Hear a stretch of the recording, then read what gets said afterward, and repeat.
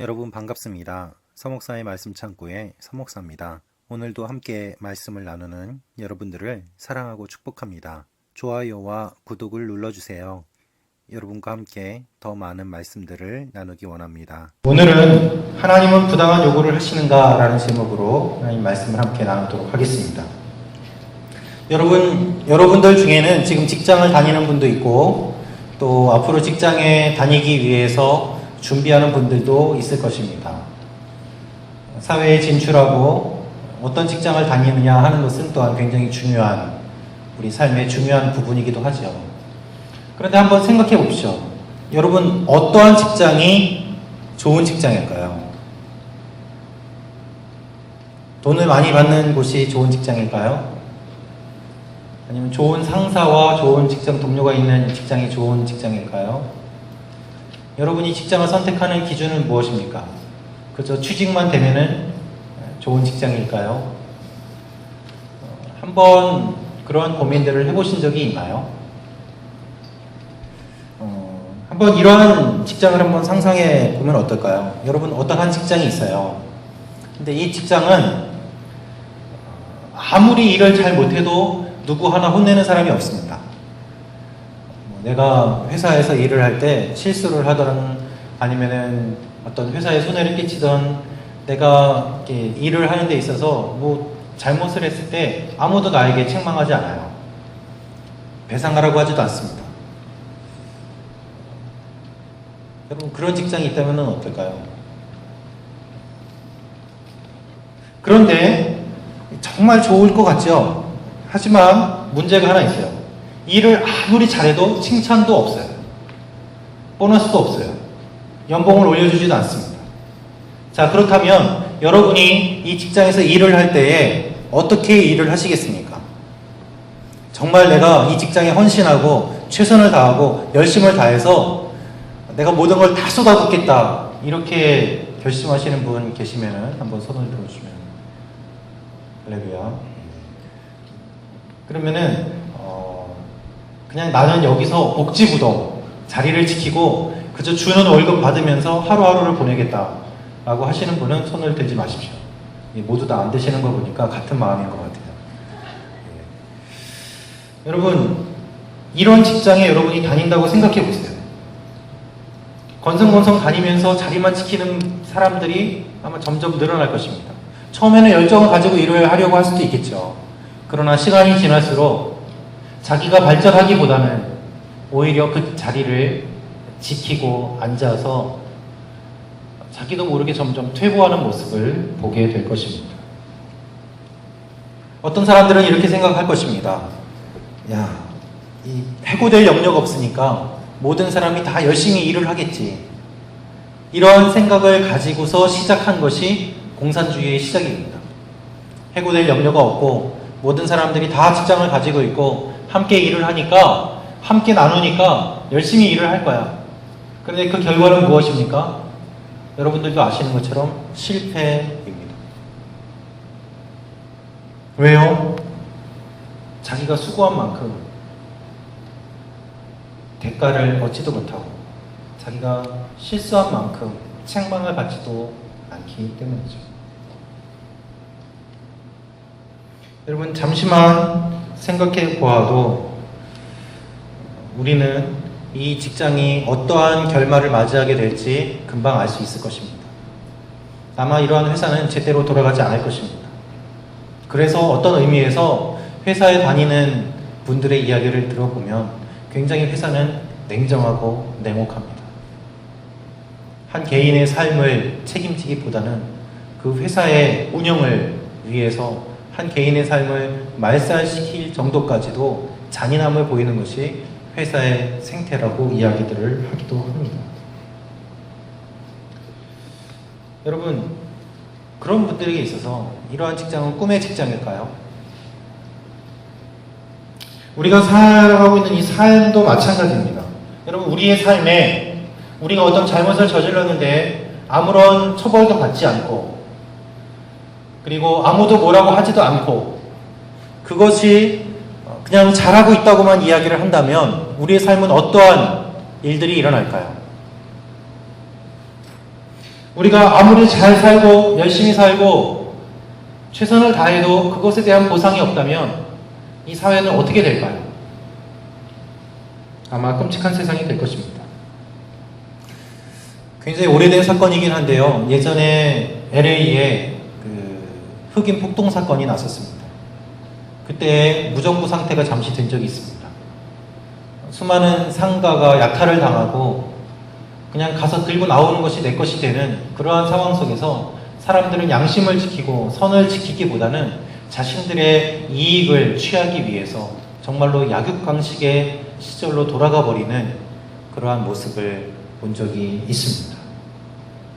그때의 사람들의 행동을 보십시오. 무법천지가 됩니다. 약육강식이 됩니다. 힘이 있는 사람만이 살아남는 시대가 되고 마는 것입니다. 그런데 여러분, 사람들은 이러한 세상을 원하고 있어요.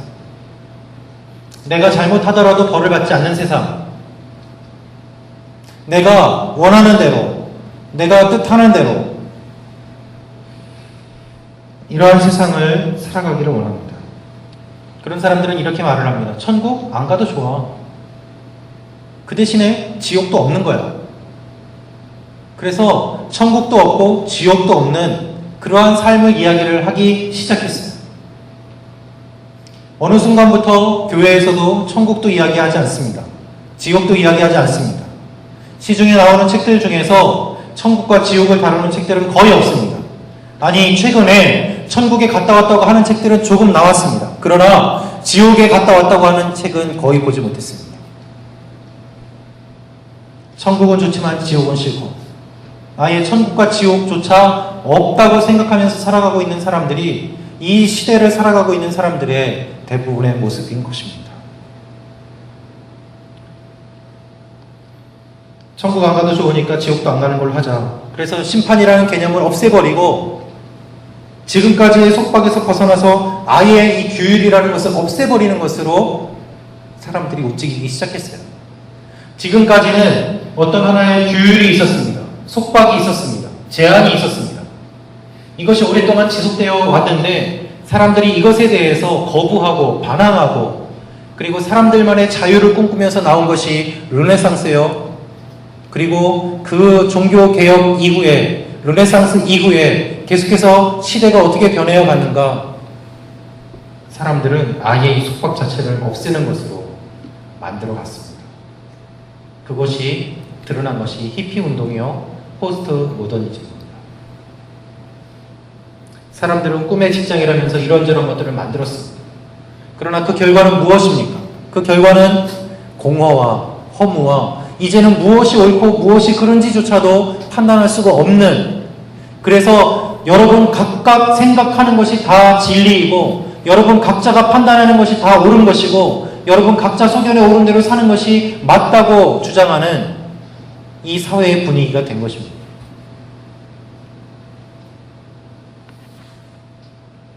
여러분, 그 결과가 어떻게 될까요? 결국에는 그 어떤 것도 무엇이 진짜인지 무엇이 바른 것인지 구분할 수 없는 상태가 되어버리고 만 것이죠.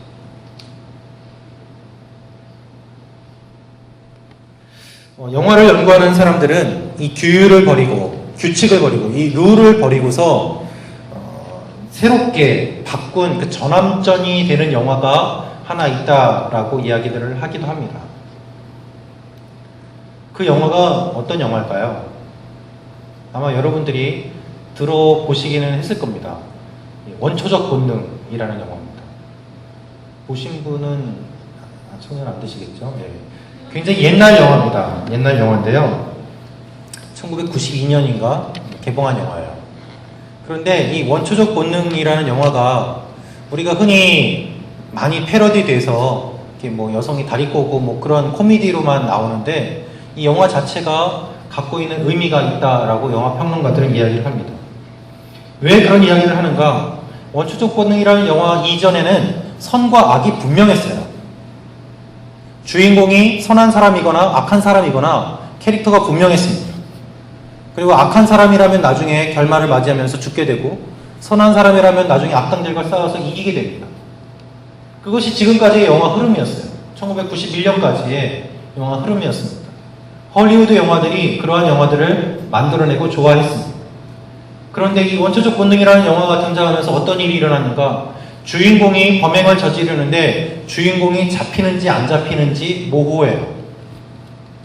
이 주인공이 남자 주인공하고 연애를 하는 것 같기도 하고 안 하는 것 같기도 하고, 남자 주인공하고 같이 잠자리를 하면서도 또 다른 여자들하고도 잠자리를 하는 양성애자적인 모습을 보입니다. 이 캐릭터가 모호한 거예요. 이 이후에 이와 비슷한 유사한 영화들이 쏟아지면서 선과 악의 개념 자체가 불분명해졌습니다. 그래서 최근에 등장하는 히어로물들은 자기가 영웅으로서 악인들을 멸하면서도 자기의 정체성에 대해서 굉장히 고민을 많이 하는, 그것이 무슨 철학적인 내용이 담긴 것처럼 포장되어서 나오죠. 사람들은 그런 영화에 열광합니다. 배트맨 다크나이트 이런 영화들 보면서 주인공의 고뇌에 우리가 동참하면서 뭔가 깊이가 있다라고 빠져드는 거예요.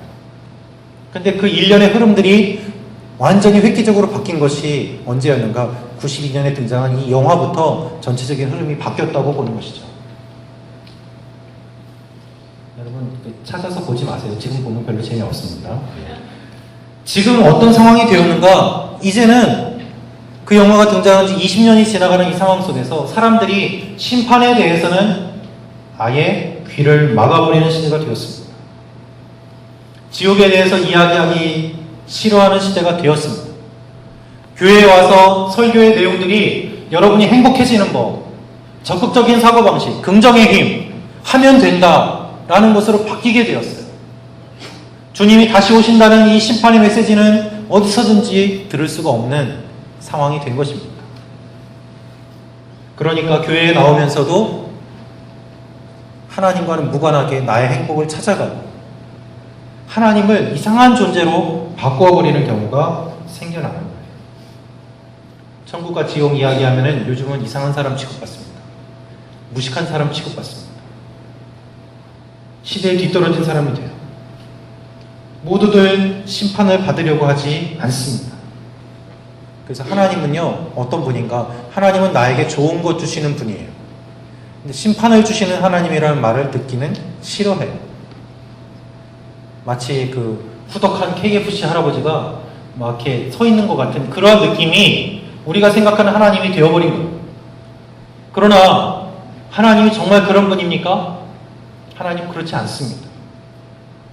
그러한 하나님은 우리가 만들어낸 신에 불과합니다.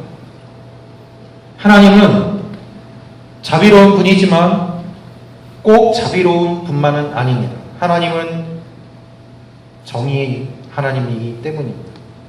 많은 사람들은 이렇게 주장합니다. 하나님은 불순종과 배도를 그냥 두시는 것이 아닙니까? 하나님 자비로우시지 않습니까? 하나님 자비로우시기 때문에 모든 사람을 다 구원해야 되지 않겠습니까?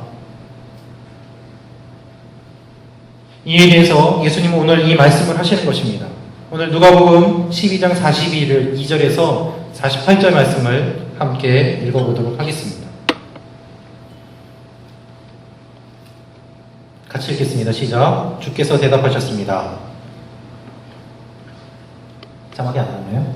누가복음 12장 42절에서 48절 말씀. 준비가 안 된 것 같은데요. 제가 읽어드리도록 하겠습니다. 주께서 대답하셨습니다. 누가 신실하고 지혜로운 종이겠느냐? 주인이 자기 종들을 맡기고 제때 양식을 나눠줄 일꾼이 누구겠느냐? 주인이 돌아와 종이 시킨 대로 일하는 것을 본다면 그 종은 복이 있을 것이다. 내가 진실로 너희에게 말한다. 주인은 그 종에게 자신의 모든 재산을 맡길 것이다. 그러나 그 종이 주인님이 오시려면 한참 멀었다라는 생각에 남녀 종들을 때리며 먹고 마시고 취해버린다고 하자. 그 종의 주인은 종이 생각지도 못한 날 그가 알지 못하는 시각에 돌아와서 그를 몹시 때린 뒤 믿지 않는 자들과 함께 둘 것이다. 주인의 뜻을 알고도 준비하지 않거나 그 뜻대로 하지 않은 종은 매를 많이 맞을 것이다. 그러나 알지 못하고 매맞은 일을 한 종은 적게 매를 맞을 것이다. 많이 받은 사람에게는 많은 것을 요구하시고 많은 일을 맡은 사람에게는 많은 것을 물으실 것이다. 예수님은 베드로의 질문에 대해서 마지막 때에 대해 이렇게 말씀하고 계십니다. 마지막 때에 반드시 심판이 있다라는 것입니다. 반드시 심판이 있어서 잘한 사람은, 순종한 사람은 그에 대한 상을 받고 그렇지 않은 사람은 벌을 받는다는 것이 주님의 말씀이에요. 여러분, 물론 하나님은 자비로운 분이죠. 그러나 또한 공의로운 분입니다. 그러므로 이 하나님의 지극히 높으신 위엄을 거슬러서 행하는 이 죄악들은 반드시 벌을 받게 되어 있습니다. 극형을 받게 되어 있습니다.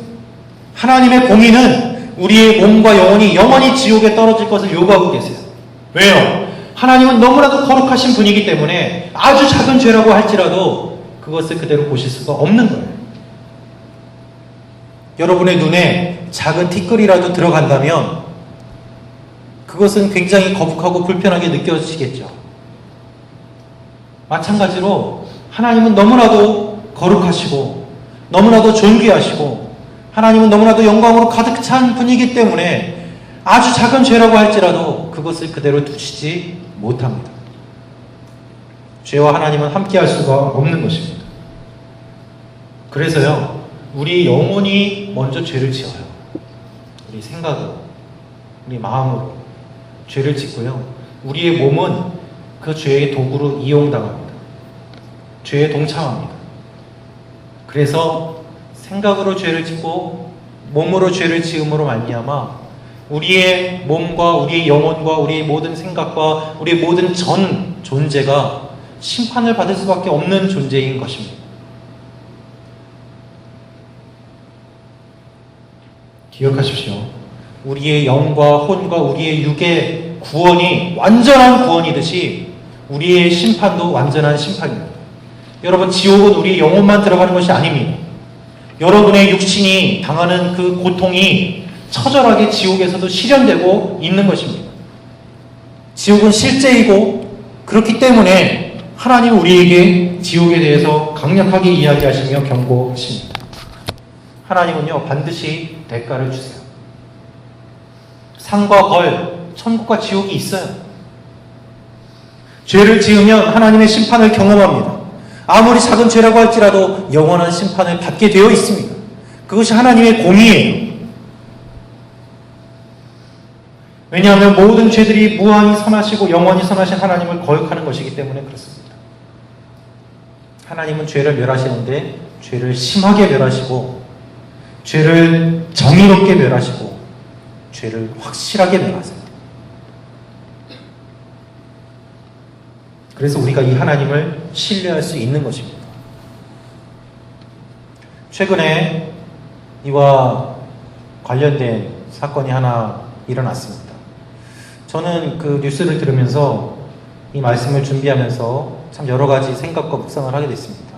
어떤 일인가 하면요, 최근에 CJ그룹 본사가 압수수색 당하지 않았습니까? 그런데 애꿎은 불똥이 그 빵집 점주님들에게 튀었어요. 그 이유는 무엇인가? 이 물건 판매한 것과 실제 판매한 것과 세무서에 신고한 것이 달랐다는 것이 그 자료를 통해서 드러났습니다. 그래서 세금을 이제 부과받게 되었는데요. 기본적으로 물건 팔 때 10%가 부가가치세입니다. 지금까지 판매한 거에 10%를 내야 돼요. 거기에 벌금이 들어가죠. 그리고 부가적으로 붙는 것들이 더 많습니다. 그래서 어떤 점주 같은 경우는 몇 천만 원에서 몇 억까지도 세금을 내야 되는 상황이 됐대요. 지금 빵집을 안 하고 있다고 할지라도 10년까지 그게 소급이 되기 때문에 10년 전 자료까지 가지고서 세무서에서 지금 세금을 매기고 있다고 합니다. 당사자들은 억울하겠죠. 왜 본사에 압수수색을 당한 것이 우리가 피해를 받게 되느냐. 그러나 어떤 면에서는 본인들이 정당하게 내야 되는 세금을 누락시키고 지금까지 감춰왔던 것들이 엉뚱한 사건을 통해서 드러난 것이라고 저는 봅니다. 당연히 내야 될 것들을 내지 않았기 때문에 지금 그들이 받게 되는 어려움은 어떻게 보면 그들이 뿌린 것이 되는 것이죠. 여러분 기억하십시오. 그분들이 한 번이라도 꿈에라도 내가 이렇게 한 것이 드러날까 생각한 적이 있을까요? 의뢰이 그렇게 하는 것이고 당연히 그렇게 하는 것이라고 생각했을 것입니다. 그러나 어떤 일을 통해서든지 하나님은 언젠가는 그 모든 것들을 드러내십니다. 그게 하나님의 공의입니다. 성경은 항상 이야기를 합니다. 악인이 행악하는 것을 인하여 불평하지 말라. 여호와께서 드러내실 것이다. 행악자를 인하여 불평하지 말라. 너는 하나님께 모든 것을 맡기고 선을 행하라. 그것이 우리가 할 일입니다. 악을 악으로 갚지 말고 선으로 악을 이기라. 여러분, 그렇기 때문에 우리가 하나님을 신뢰할 수 있는 거예요. 하나님은 심판하시되 정의롭게 심판하시고, 하나님은 심판하시되 바르게 심판하십니다. 반드시 심판하십니다. 그런데 여기서 우리가 질문을 던질 수가 있죠. 오늘 제목입니다. 하나님이 아무리 작은 죄라고 해도 영원한 형벌을 받는다고 말씀하시면 여기서 피할 사람이 없다는 거예요. 누가 피할 수 있겠습니까? 어떻게 그것을 지킬 수 있습니까? 누가 지킬 수 있습니까? 예를 들어서 하나님이 지키지도 못할 만큼 높은 규정을 정해놓고 우리가 그것을 지키지 못한다고 말씀하시면 그거 부당한 요구 아닙니까? 라는 겁니다. 여러분, 그렇죠. 저도 이 질문을 하나님 앞에 던진 적이 있습니다. 마치 하나님이 우리를 가지고 장난치는 것처럼 느껴졌어요. 하나님, 10m 높이 뛰기를 하라고 하시고 우리한테 명령을 하시면 우리가 기껏 뛰어봤자 2m, 3m밖에 못 뛰는데 어떻게 그걸 뛸 수 있을까요? 하나님 부당하지 않습니까? 기준이 너무 높습니다.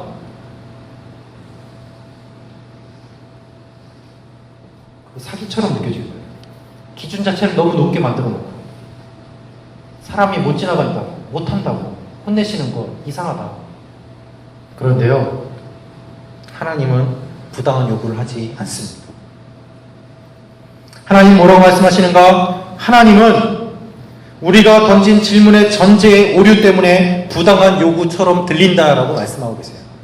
하나님은 우리에게 이미 지킬 수 있는 능력을 주셨고, 하나님은 우리에게 이미 지킬 수 있는 힘을 주셨고, 지키는 본을 보여주셨기 때문에 우리가 능히 지킬 수 있다고 말씀하세요. 우리가 처음에 지음받은 존재가 하나님의 형상으로 지음받았기 때문에 다 지킬 수 있는 존재였는데도 불구하고 인간이 그거를 죄를 지음으로 말미암아 포기한 겁니다. 직무유기를 한 겁니다. 하나님은 아무런 돈 한 푼 주지 않으시고 돈 벌어오라고 하시는 것이 아니라 1달란트, 2달란트, 5달란트를 주셨어요. 그분이 하나님이에요. 1달란트가 얼마인지 아십니까? 1달란트는 무게로 치면 40kg가 넘습니다. 근데 금 1달란트를 주신 거예요. 2달란트, 5달란트를 주신 것입니다. 이미 할 수 있는 것들을 주신 이후에 그것에 대한 열매를 원하세요. 만약에 취직을 못한 사람한테 돈 벌어오라고 한다면 부당한 일일 것입니다. 하지만 취직을 시켜주고 업무도 가르쳐줬는데 내가 직장 나가기가 싫다고 집에서 빈둥거린다면 그것은 직무유기가 되고 마는 것이죠. 하나님은 당연히 우리에게 요구하실 수 있는 권리가 있습니다. 히브리서 1장 14절 말씀 한번 같이 읽어보도록 하겠습니다. 같이 읽겠습니다. 시작. 모든 천사들은 구원을 상속한 사람들을 섬기라고 하나님께서 보내신 섬기는 영들이 아닙니까? 하나님이 천사를 지으신 목적은 사람을 섬기도록 우리의 시종으로 천사를 만드셨다라고 말씀하고 계십니다. 그 정도로 하나님은 우리를 하나님과 같이 이야기하고 교제하는 높은 자리로 만드시고 우리를 섬기는 영으로 천사를 만드셨어요. 그 정도로 하나님이 우리를 만드셨는데 우리가 스스로 능력을 저버린 것입니다. 우리가 능력을 저버린 것과 하나님의 요구는 별개예요. 이미 능력을 주셨는데 능력을 버린 건 우리이기 때문입니다. 그래서 하나님은 우리에게 이것을 지키도록 말씀하시고 본을 보여주셨어요. 그분이 바로 예수 그리스도십니다. 얘들아, 너희가 이 땅에서 어떻게 살아야 되는지 내가 너희를 이집트에서 구원한 다음에 율법을 주었다. 그런데 그 율법을 가지고서 너희는 또 다른 율법을 만들고 너무 많은 율법으로 인해서 너희들이 스스로 구속을 당하고 있구나. 내가 그것을 바르게 알려주기 위해서 직접 감화, 그래서 이 땅에 오신 분이 예수님이세요. 여러분, 하나님의 요구를 전적으로 충족시키지 못하는 우리를 위해서, 죄를 지어서 죽을 수밖에 없는 우리를 위해서 주님이 오신 것입니다. 우리가 얻을 수 있는 결말은 멸망이에요. 하나님의 공의의 측면에서 본다면 우리는 죽을 수밖에 없고 멸망할 수밖에 없고 하나님과 아무런 관계가 없는 존재입니다. 이 비참한 현실 속에서 하나님의 심판은 정당해요.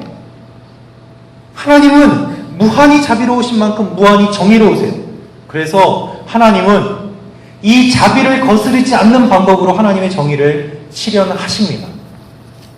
그 실현의 방법이 무엇인가? 예수 그리스도의 십자가입니다. 우리에게 임하는 영원한 형벌을 충족시키기 위해서, 하나님의 정의를 만족시키기 위해서 우리는 죽어야만 되는데, 하나님은 자비로우시기 때문에 우리를 살리셔야 돼요. 이 모순된 일을 어떻게 조화롭게 이룰 수 있을까? 아무도 그것에 대해서 해결책을 제시하지 못했는데, 하나님이 제시하신 유일한 해결책이 무엇인가? 우리가 받아야 되는 이 죄를 누군가에게 전가해서 그를 죽이는 것입니다.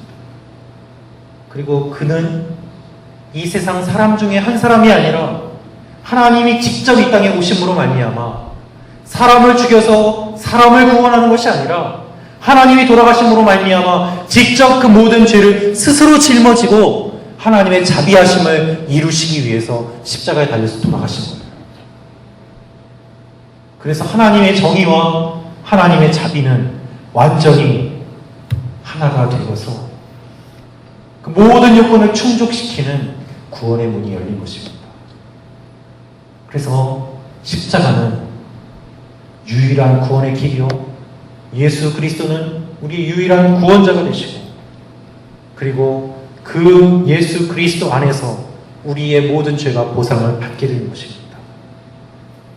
여러분, 십자가는요, 하나님의 공의와 하나님의 자비가 완벽하게 조화를 이루는 유일한 거예요. 세상 사람들은 이렇게 말합니다. 어리석다. 왜 예수만 구원이 있느냐?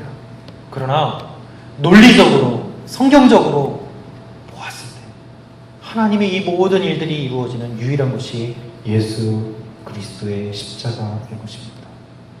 예수 그리스도의 십자가는 하나님의 지혜의 정수요, 예수 그리스도의 십자가는 우리의 구원의 길이요, 예수 그리스도의 십자가는 하나님의 구원의 근본인 것입니다.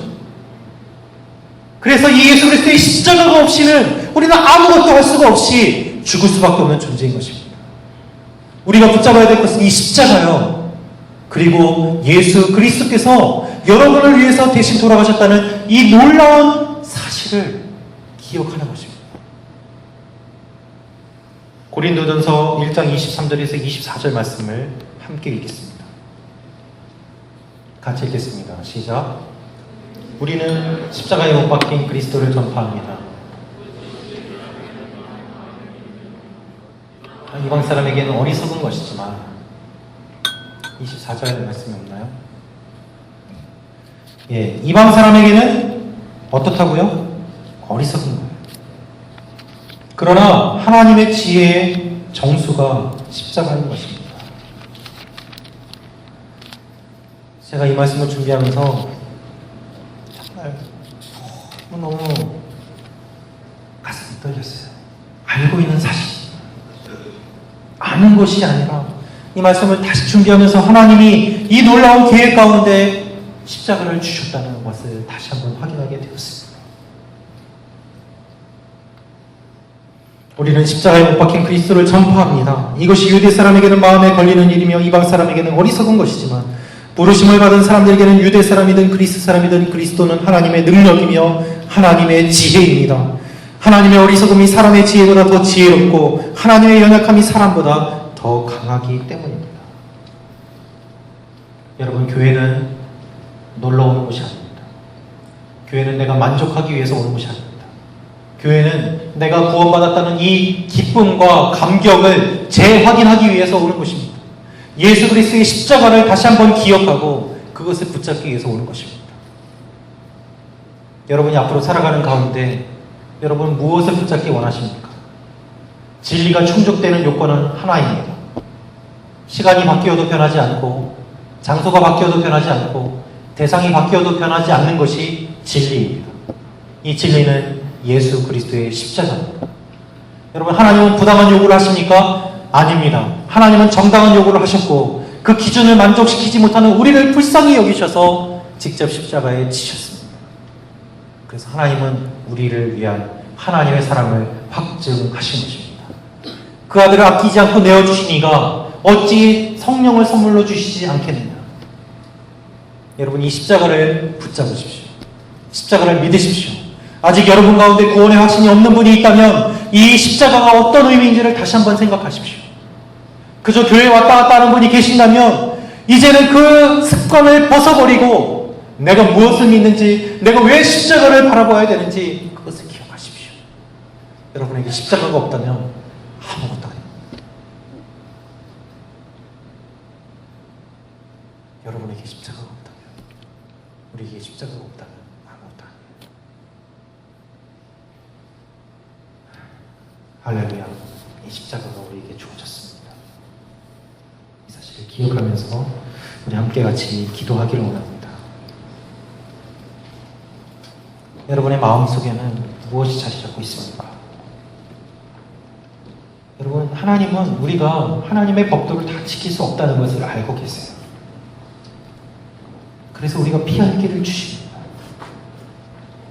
피할 길은 예수 그리스도의 십자가와 구속의 사건입니다.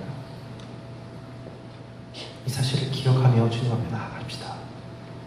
여러분 가운데 여러분이 원하지만 할 수 없는 일들, 하나님, 내가 술 끊고 싶고, 하나님, 내가 담배 끊고 싶고, 하나님, 내가 원하는 대로 하고 싶은 삶이 있는데 나를 얽매이고 있는 여러 가지 것들, 내가 원하는 대로 내 마음대로 안 되는 너무나도 많은 것들이 있습니다. 주님, 저는 안 되겠습니다. 주님, 저는 이제 지쳤습니다. 주님, 저를 불쌍히 여겨주시고 예수 그리스도의 십자가의 은혜를 다시 한번 경험케 하여 주시옵소서. 주님, 죽을 수밖에 없는 우리를 구원하여 주셨는데 하나님, 그 구원의 기쁨과 그 구원의 감격이 우리 가운데 있게 하여 주시옵소서. 하나님, 우리가 너무나도 마음이 따뜻해지고, 하나님, 우리가 교회 와도 감격이 없고 그냥 성전들만 밟고 돌아갈 때가 얼마나 많습니까? 주님, 우리를 불쌍히 여겨주시옵소서. 우리 가슴에 손을 대고 하나님 앞에 우리의 연약함과 우리의 비참함과 우리의 처절함을 고백하며 나아가기를 원합니다. 여러분은 여러분의 보기에 어떠한 모습입니까? 하나님, 나를 불쌍히 여겨 주시옵소서. 함께 같이 고백하며 우리 현실을 고백하며 나아가겠습니다.